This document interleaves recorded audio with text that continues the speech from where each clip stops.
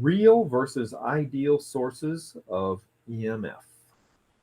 EMF, by the way, stands for electromotive force. That is a term that has come down to us through history. It is not a force, it is a potential, but the term has hung around with us. Electromotive force, EMF. So when you hear the term EMF, you think voltage. An ideal EMF device has no internal resistance. And whether current is flowing through the circuit and thus through the ideal EMF device or not, a voltmeter placed across the battery's terminals, this reading is called the terminal voltage, FYI, will always measure the stated voltage of the battery.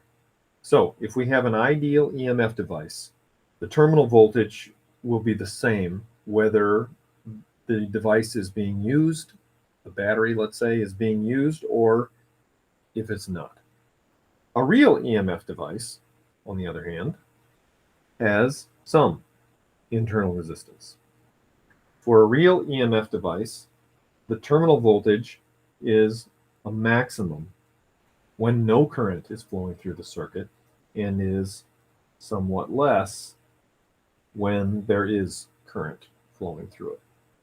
So an ideal EMF device, whether current is flowing through the battery or not, you'll get the same terminal voltage that you measure. A real EMF device has some amount of internal resistance, and so if we take that EMF device, if we take that battery and it's not in the circuit, we use our voltmeter and we measure the potential across the terminals. That's basically the stated voltage of the battery, and it's at a maximum. If we then take that battery, hook it up to the circuit, and have current flowing, and then we use our voltmeter again to measure the terminal voltage, it's going to be a little bit less than what it was before. That's a real EMF device. To analyze circuits having real EMF devices, we simply mentally insert an additional resistor into the circuit, and we place it in series with the battery. You can think of placing it within the battery if you want to.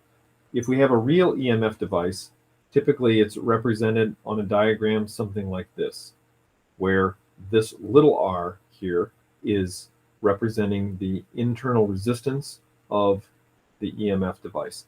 It kind of would have been nice, wouldn't it, if instead of drawing it like this, because this gives the impression that there's a resistor that's kind of outside the battery. And if I had had my way, I would have represented internal resistance something like this. There's the negative terminal of the battery, and here's the positive terminal of the battery, and there's my internal resistance right there. It would have been nice, I think, if we had represented it that way. And then, of course, you got the wire going under the rest of the circuit and the wire going to the rest of the circuit.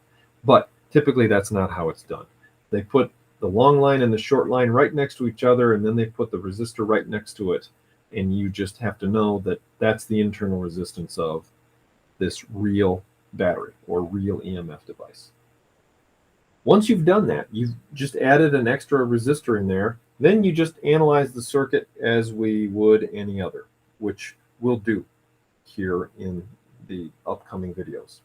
Unless we're otherwise told, we will assume that all EMF devices are ideal.